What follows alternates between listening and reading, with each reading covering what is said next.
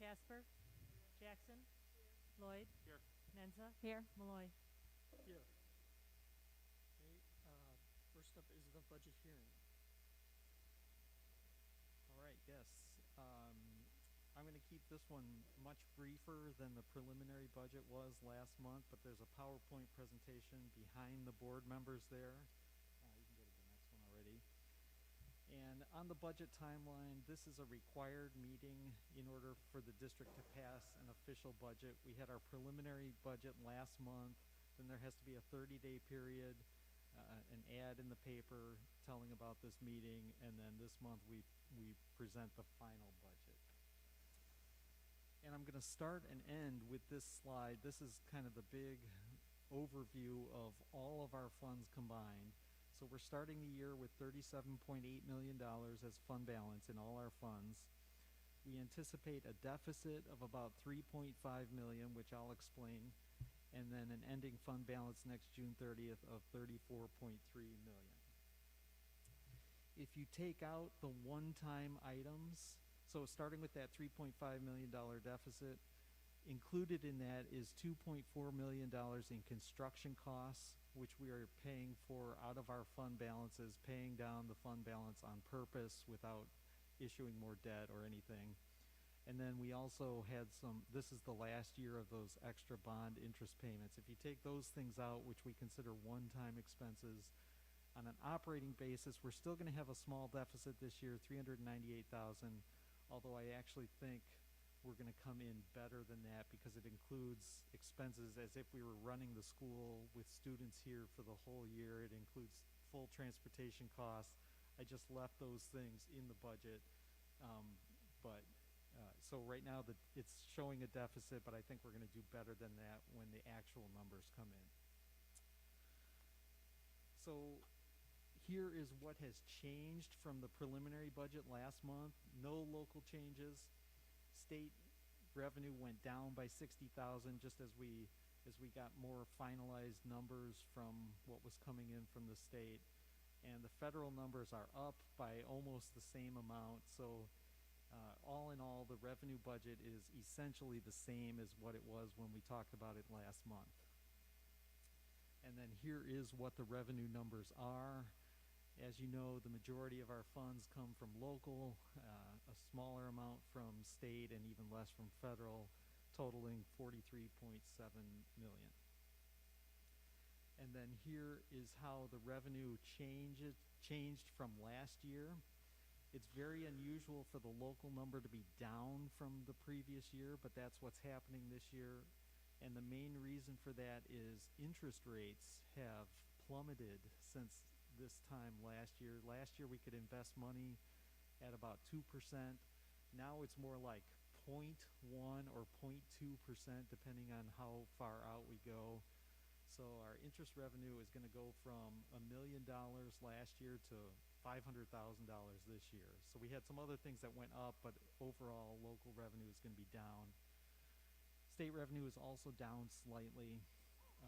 The federal revenue is up, which primarily reflects CARES Act. We received a grant from the federal government for that, and some of the other grants are up, but those directly tie to increases in spending also, so it's not like it's extra money really. But $43.7 million is the revenue. Then on the expense side, we had some changes. The total on the bottom there is $200,000 more of expense than what we talked about last month, and it's just a variety of things. We did hire a few extra staff. That purchase services and supplies can be tied directly to the federal grant numbers going up.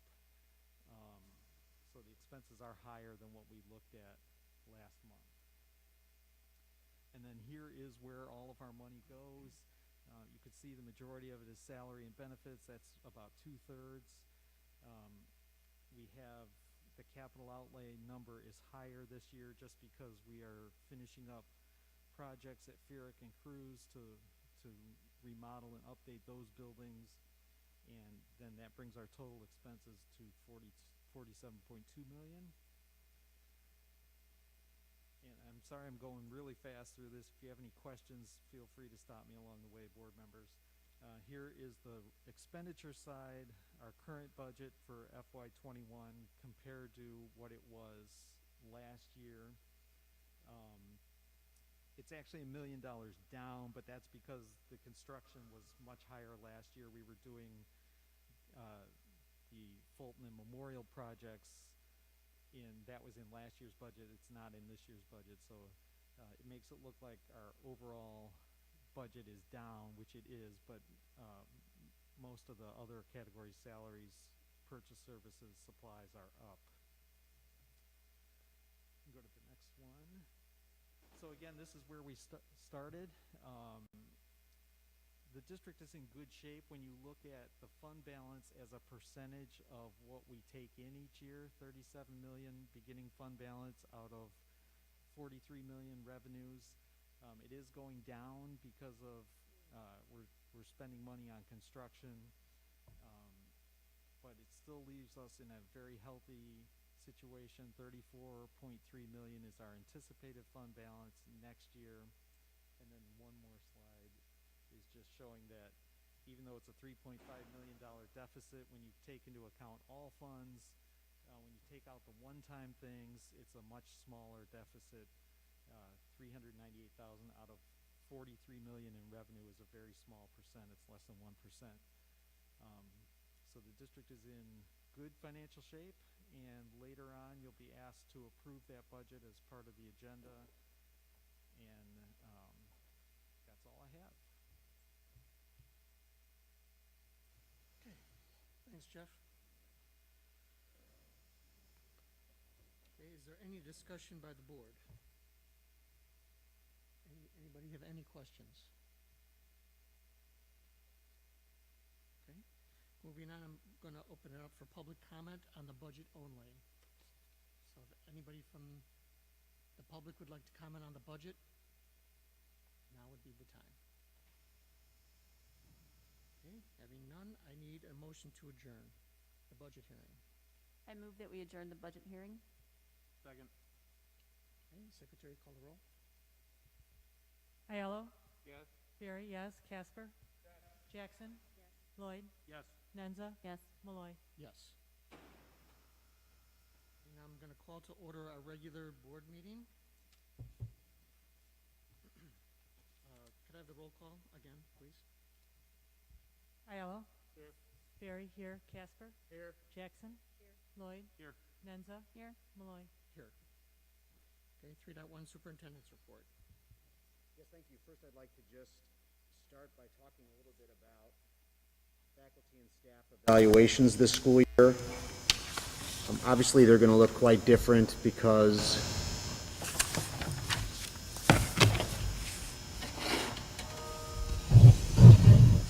pardon me, is that better?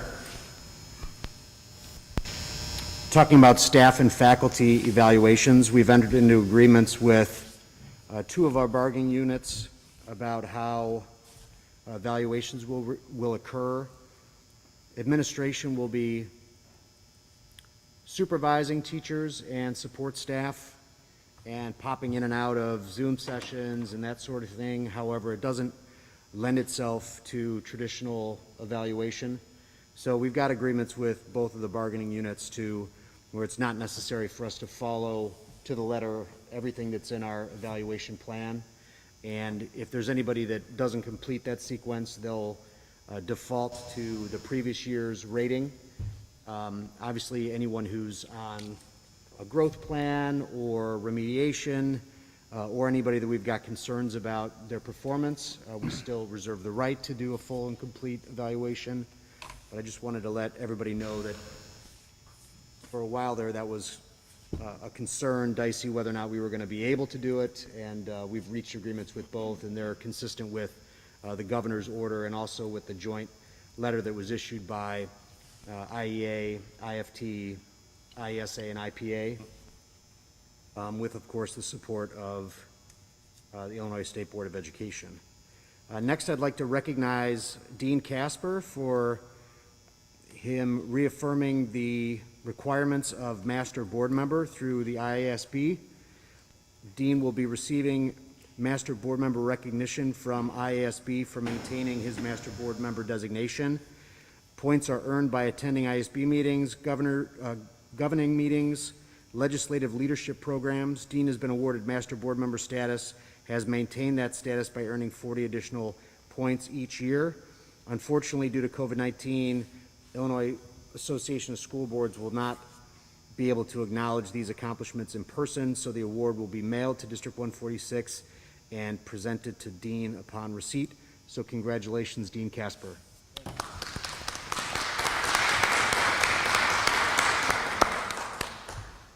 I'd also like to announce that our first PTA, PTO packed meeting with the superintendent, typically it's the parents' breakfast that we host, although this year it will be on Zoom instead, will be on Thursday, October 8th at 9:30. This will be held prior to the start of parent-teacher conferences that day. That's for officers in the PTA, PTO, or PACT organizations of our 5 buildings. And of course, the board members are welcome to jump on and join us if you would like to do so. And we'll be talking about a number of things, particularly remote learning and the experience through remote learning, and then answer any questions that parents might have. And now I'd like to send it over to Kelly to talk a little bit about our kickoff of in-person instruction in special education. I'm so sorry, that was much louder than I thought. Today we started phasing back some in-person services for students with special education needs. Not all students are considered priority categories for students under this category. However, we do have some students that started back today for some in-person instruction. These are typically students that are served in more of a self-contained special education environment. We had about, I think our largest class, we had about 4 students together that were working directly with paraprofessionals and teachers. And I heard back from the teachers and asked for feedback, and they said it went great. They said our process for self-certification went well. They did the temp checks. The teachers were very happy to have them back in the rooms. The transportation went smoothly. Tomorrow we start bringing in preschoolers that have special education needs 3 half-days a week. And then next week we'll phase in some more students that have special education needs, anywhere from 1 to 4 half-days per week, AM or PM sessions. So I just want to thank all the special education staff that have worked really hard to look at every student's individual needs and prioritize where their specialized services are best being served. And the staff has been extremely flexible. They've had to do a lot of communication with families, a lot of collaboration with each other as team members. We have been in the buildings working with teams, and they've just been wonderful. I also want to give really a special thanks out to Sue Campbell and Carmen, who have been working on the transportation end of it. And it's a very unique type of transportation setup because it's half-day transportation. So I wanted to just publicly thank them for their work as well. Thanks, Kelly. Not only is this outstanding news from the perspective of students whose needs can't be met remotely, but it's also a nice exercise for us as we put into practice all of the different elements of our return to school plan with a very small population. So we get a chance to see whether or not things work the way we intended them to when we wrote those guidelines, and also practice a little bit so that hopefully someday soon when we get a larger population of students, we're practiced at it and we can do that effectively as well. Thanks a lot, Kelly. Appreciate that. And going on with that theme, just the idea of reopening, I want the board to know that the administrative team is working very diligently in discussions to be prepared to bring students back to school in whatever form that may be. We have a hybrid plan that was written before the IDPH changed their guidelines, as you all know, but that grouped students much differently than we grouped them for full remote instruction. So the administrative team is going to meet all day tomorrow to talk about whether we would need to reschedule everybody and reset everybody, or if there's some way we could preserve our current student groupings and and carry on with either a hybrid plan or full in-person learning should the seasons change, should the circumstances change enough and make that able to happen. So Illinois Department of Public Health also amended their guidance recently, and Marion Bentley, our head nurse, has been poring over those, and we'll be highlighting the changes for administration about what impact that has on our plan.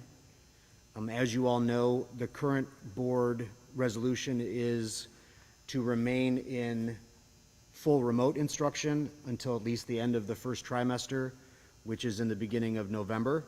Obviously, if the board intends for us to return at the end of the first trimester, we'll need to make that decision sometime by the middle or end of October, so we have time to prepare for that. And who knows, anything could change if the state of Illinois goes to phase 5 or if the Illinois Department of Public Health and the Illinois State Board of Education roll back some of their guidance. I want to make sure that we're prepared to make a recommendation to return as soon as it's legal and safe for us to do so. So I just wanted to let everybody know that's what we're working on these days, in addition to making sure that the remote learning experience is as meaningful for students as it can be. And so far, we're off to a very good start. The board, I draw the board's attention every Friday to feedback that we get from the community about how things are going, and considering, I would say the public is quite pleased with the improvements that we made to enhanced remote instruction, certainly compared to last spring, but also the connections that they're making with their teachers and with their principals. So we intend to do that just as well as it possibly could be done until the day that we're able to do something better, and I hope that that day will be very soon. And that will either be some form of hybrid, hopefully leading to, as soon as possible, full return to in-person instruction. So I don't have any recommendation to make to you tonight. I just wanted to let you know that that's still very much on our plates, and we're spending a good amount of time talking about that and preparing for it so that when the day comes, we're prepared to move quickly. I have some condolences this month.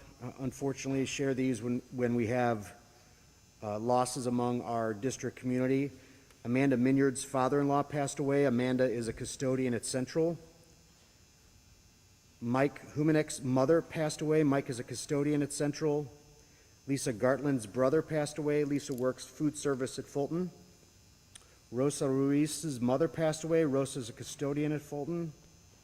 Jean Brown's father passed away. Jean is a paraprofessional at Memorial.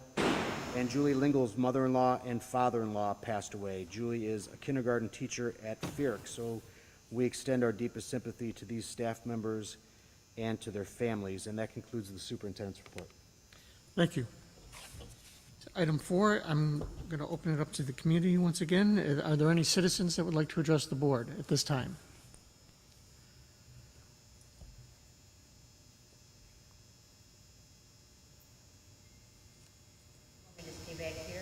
Now you can come up to the mic, and if you want to put your name on the piece of paper.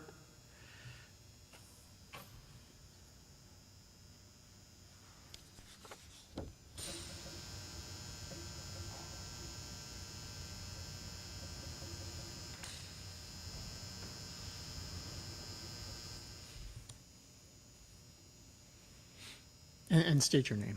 Phyllis Collins. I have a grandchild that is currently in a kindergarten class.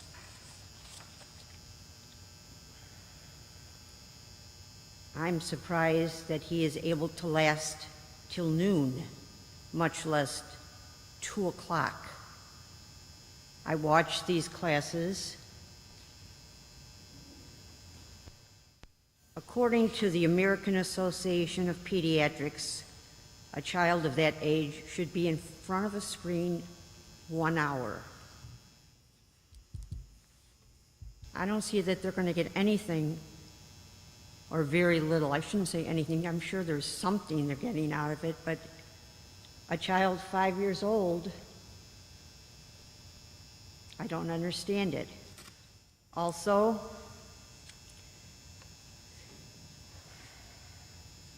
I still don't understand why it's not possible to phase in some form, the way children could be brought back into the school, even on staggered days. For instance, the lowest grades could be on one day, just to see who's in their class, just to see the teacher in person. And you could continue that all the way through to the upper grades.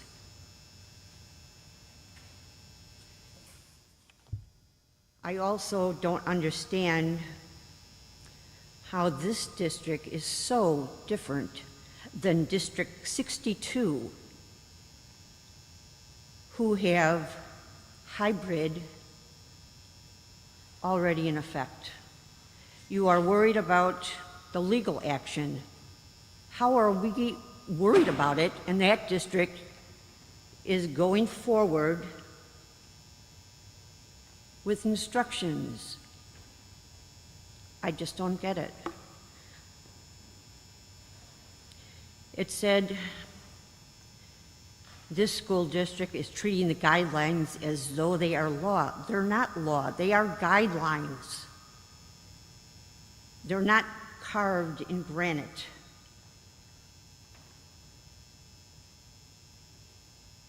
I think that's all I need to say.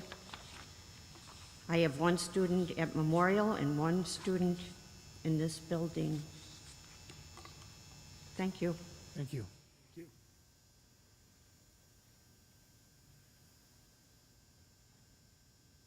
Is there any more comments from the public?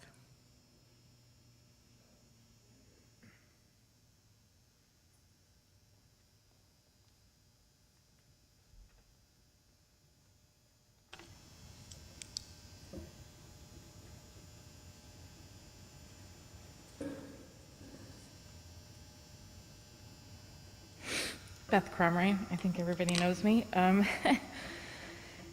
So what the feedback that I'm going to provide is not a criticism of the teachers. It's not a criticism of the principals or the programs put together. I realize how hard everybody has worked to put all of this in place. However, the e-learning, it's not sustainable. I know that we're only 9 days in, and we still have 42 days left in the semester. But on multiple occasions, I've walked in to find my kids in tears in the middle of class. And it's because they're constantly kicked off of Zoom. They have to log back on to get into class and then wait. They have to wait to be let back into class. So they're missing instruction.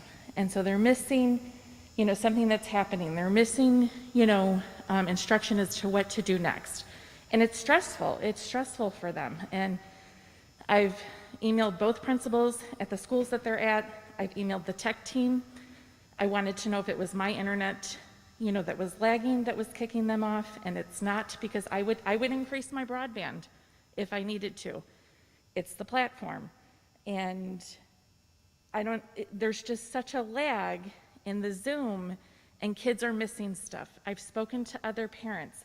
Kids are missing stuff when it comes to take tests, and they don't have all the instructions to be able to properly go in and take a test, and so then their grades are lower. This is not sustainable. If we're going to continue with the e-learning, we have to figure out how to improve Zoom. And if that's a paid license, then we need to do a paid license, because my kids can't get kicked off 4 and 5 times in a day and miss instruction. They just can't. I mean, it's stressing them out. I'm sure it's stressing the teachers out to have to sit there and constantly scroll through 6 pages of students to figure out if someone's missing. Again, this is not a criticism of the teachers or the buildings or even you guys sitting before me. It's the frustrations that a lot of parents are feeling, that their kids feel lost. And that is what I'm hearing repeatedly on, the Facebook groups. Both of my kids are having a really hard time with it. I'm not going to lie. We've tried to stay positive. We realize that we still have 42 days left of this at least, and I'm trying to keep them positive. I'm trying to keep them engaged, but something has to be figured out with the Zoom classroom because they cannot continuously get kicked out. There's no continuity in what they're learning if they come in and they're behind.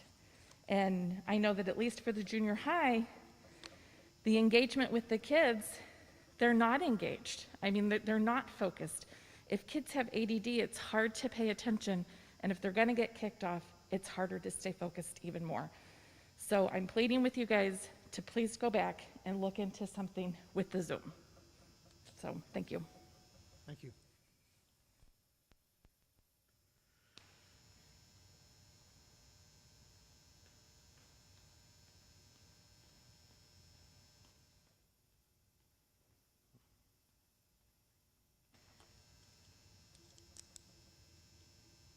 My name's Colleen Palermo.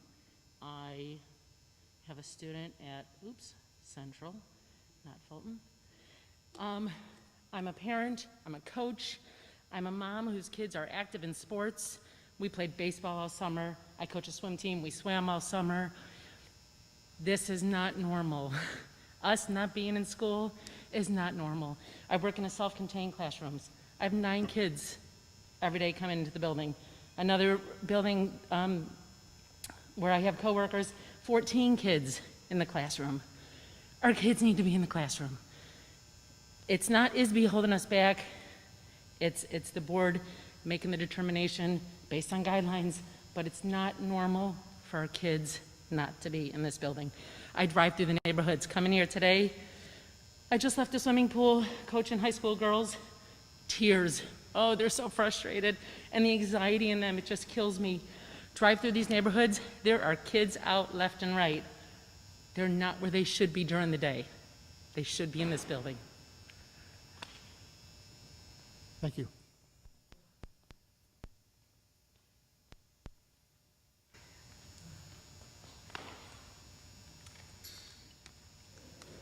My name is Robin.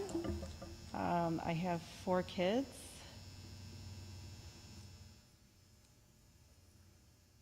And I just want to say I think we're all living in fear. And I just want to say very soon you will have something worse than this virus that has a 99-point-something survival rate. There are kids at home with no parents, no one to help them calm down when their iPad freezes up or whatever happens. No child should be left in isolation to learn from a screen. I think that anxiety rate is going up. I have been sent multiple videos of my friends' children just crying their eyes out. This is not working. This is not healthy. This is not normal. I think we think we're doing the right thing, but I think we are letting fear win here by staying home and, thinking we're staying safe. Life must go on. Life has to go on. Kids want to learn, they want to be with their teachers, they want to be here, and they want to be with their peers. Thank you. That's all I got to say. Thank you.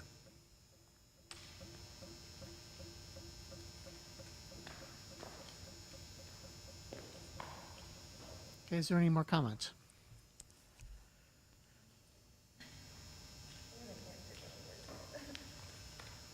I wasn't planning on speaking, but I'm going to.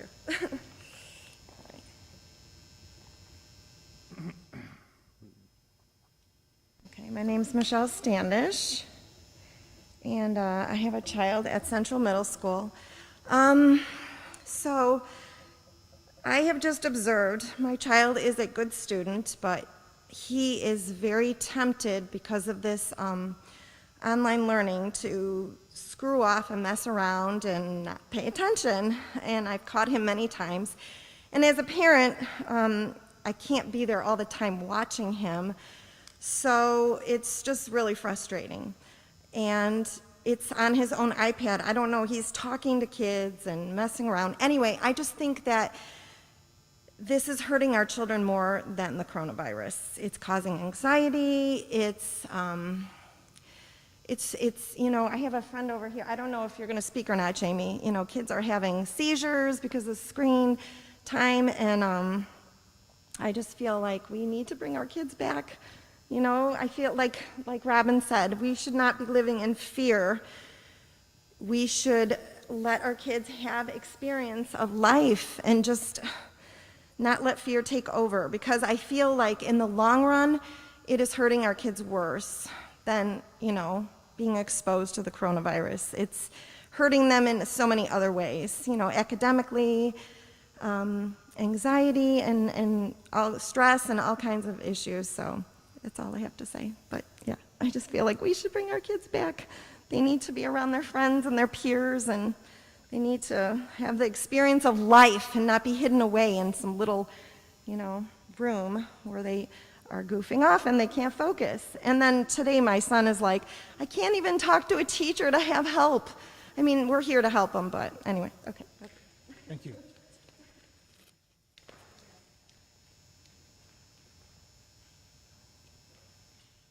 Is there any more comments from the public?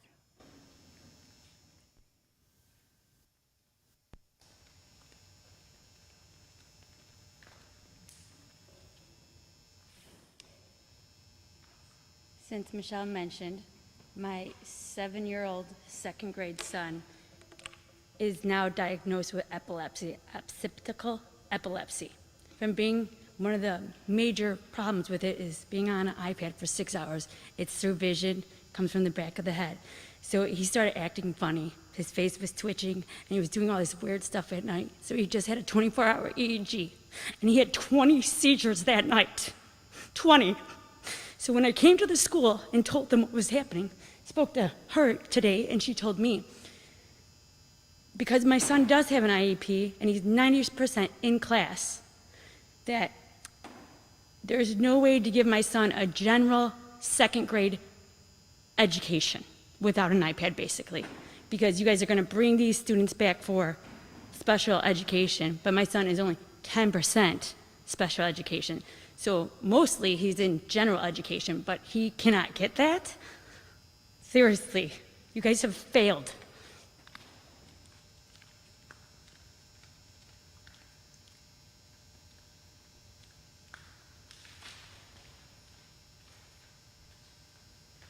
Is there any more comments from the public?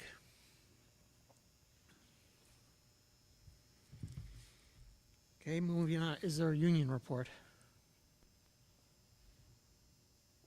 No union report. Let's move on to action items. Can I have a motion for the consent agenda?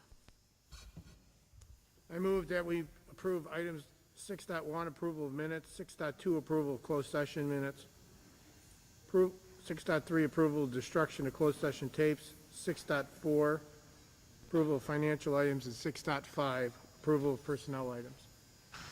Second. Is there any discussion?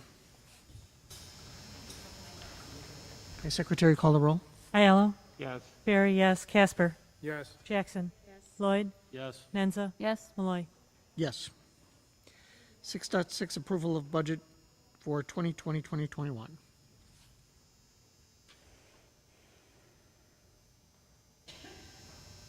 Is there a motion? I move that the Board of Education adopt the budget as presented at the budget hearing for the 2020-2021 school year. Second. Is there any discussion? Okay, Secretary, call the roll. Aiello. Yes. Barry, yes. Casper. Yes. Jackson. Yes. Lloyd. Yes. Nenza. Yes. Malloy. Yes. And Six there dot- is, 6.7, approval of policy second read. Jeff needs your, Yes. I'm sorry, there's also a form that everybody needs to sign, all the board members. Right. Okay. Right. Okay, can I have a motion for 6.7, approval of policy second read? I move that the Board of Education approve the revised policies as presented. Second. Any discussion? Okay, Secretary, call the roll. Aiello. Yes. Barry, yes. Casper. Yes. Jackson. Lloyd. Yes. Nenza. Yes. Malloy. Yes. Okay, information items, 7.1, IMRF compensation report. Yes, the Open Meetings Act requires us to raise this in a board meeting before the public, and also to, within 6 days of approving the budget, post the total compensation package for each employee receiving a total compensation package that exceeds $75,000 a year within the IMRF retirement system. And we do that every year on our website. It's just customary that we raise this at every year at the September meeting to meet our obligations under that act. There'll be no need for action. We'll just make that posting effective after you've seen it tonight. Is there any discussion?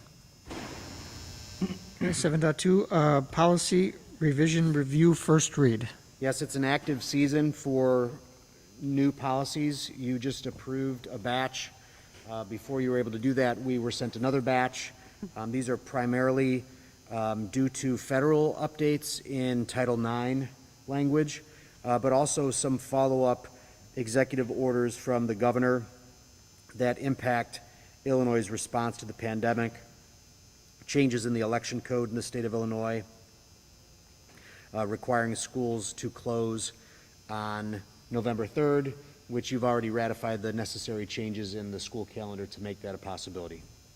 So we'll present you these policies for a second read at the regular October meeting, and I will highlight any changes that happen between now and then. Thank you. Next up is 8, communications. We don't have any communications, do we? Okay. I just need a motion for adjournment. Move to adjourn. Second. Secretary, call the roll. Aiello. Yes. Barry, yes. Casper. Yes. Jackson. Yes. Lloyd. Yes. Nenza. Yes. Malloy. Yes. Please, everybody needs to sign the budget before they leave. We are adjourned.